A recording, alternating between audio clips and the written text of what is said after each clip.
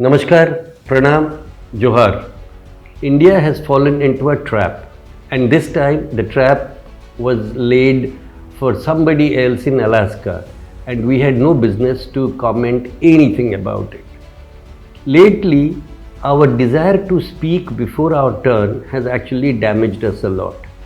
First of all, today, when the Alaska summit came up a few days ago between President Vladimir Putin of Russia and President Donald Trump of the US, India was probably one of the first countries to welcome the move and said that the efforts at peace between the two leaders is very welcome. We don't know if they were talking about peace or whether they were talking about trade, what they were talking about. We had no business to talk about anything. We should have just kept our mouths shut and waited for the global community to say something.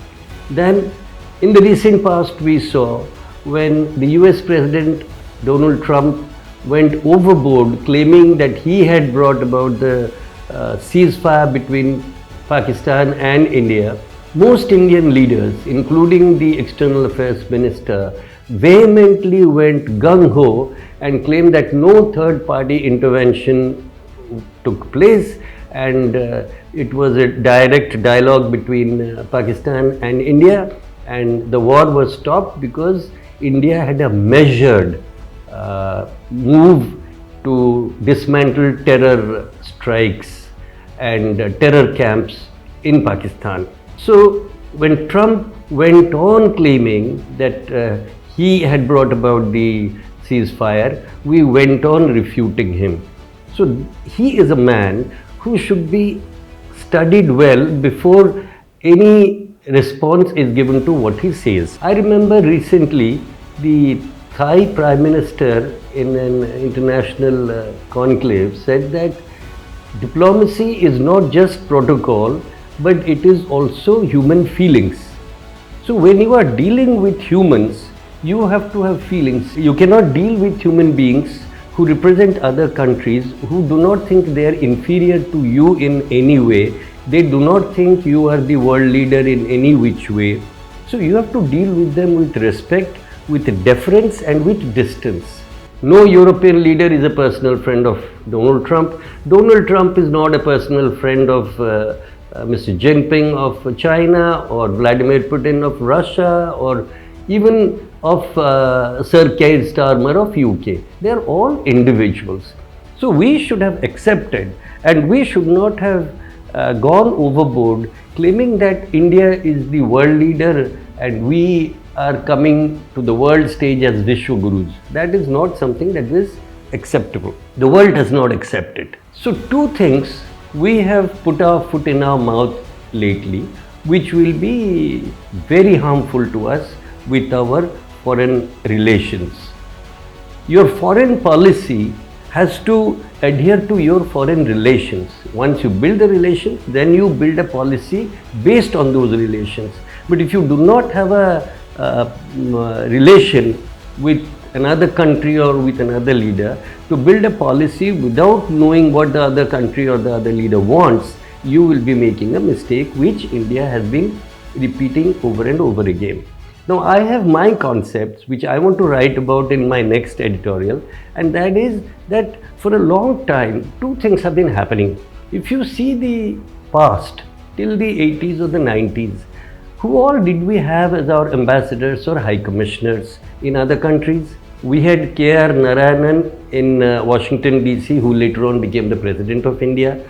We had I.K. Gujral in Moscow during Brezhnev's time, who became the Prime Minister of India.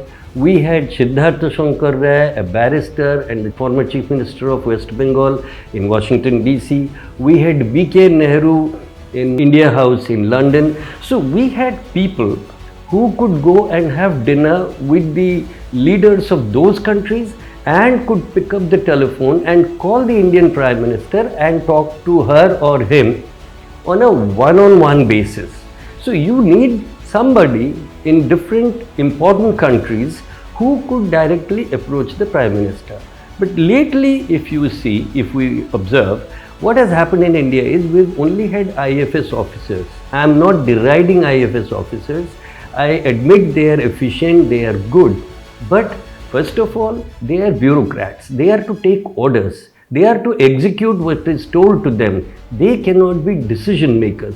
The decision makers have to be politicians. Politicians who understand the language which Trump speaks, or the language which Keir Starmer speaks. We cannot have non-communicative relation possible in international affairs.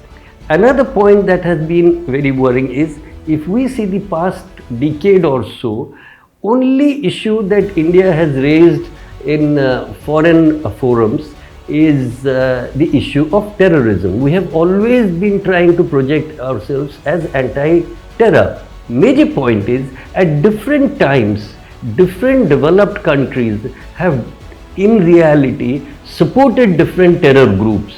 So suppose US has supported a terror group. We are speaking against terrorism at that particular moment. That would be perceived in the US as being anti-US. Let's look at terrorism, for which India has been beating its head in all international forums, where all we've had terrorism. The latest one being Pahalgam. Our policing, our internal security, our homeland security has completely failed. We have not taken a single person to task. Why did Pahalgam happen? Who was responsible? I'm not saying it was a political being who was responsible, may not be, but was there police or not? Were the army people effective or not? What happened? We have not found out anything about that. Instead, what we are doing, we are blaming Pakistan. We started a small little conflict with Pakistan, and then finally, when Pakistan got ready, our own defense chiefs and our COAs, all of them said that we lost aircrafts, we lost men, and then 3 months later, our Air Force chief comes and says that we shot down 5 aircrafts and 1 big aircraft, as if they couldn't even identify which aircraft they shot down. So this was not acceptable to anybody in the country or in the world. Now, what is happening is, when our foreign relations have not been established, and we are trying to have no policy, but we are going into world theatre where everybody is an active player, without proper preparation, without remembering our dialogues, and without wearing our costumes. The end result is, we have come to a stage where we have no friends around our borders, no friends across the oceans, overseas, nowhere. We are totally a friendless country today, as Operation Sindoor proved to us very, very strongly. I personally felt we need not have objected to Trump claiming anything. We need not have accepted his claims. We need not have denied it also. It's a very important issue, because these things do not change when internal political equations change in a country. Your foreign relations are dependent on your foreign policy. Your foreign policy is dependent on your foreign relations. And when you make a mess, that mess lasts for a very, very long time. As Indian citizens, we also have to be very, very responsible. You know, some time back, we saw memes of Prime Minister Modi with the Prime Minister of Italy, and those pictures, those memes were very crude, and I do not think somebody like Ms. Meloni, the Prime Minister of Italy, deserves to be portrayed as a girlfriend or something. Nobody appreciates this. We should have gone down heavily on those people who produced such memes, because you give a wrong message to the world. The other issue is of our extreme desire to befriend the US when the US does not think we are of any consequence. See, the US, in my opinion, the US tried us out. They had a desire to contain China. They tried out the South China Sea affair, where Philippines, Australia, Japan, all these countries got together. India was also supposed to take a stand there, and the posture should have been more aggressive. After South China Sea was the issue of Quad. And Quad also, we were halfway, whether we'll go forward or we'll go backward, we were in a limbo, we could not take a proper stand. These issues broke the confidence that the US had on India. And after 10 years of one particular government, one particular leader, we cannot say that the opposition is disabling us or the opposition is not allowing us to perform.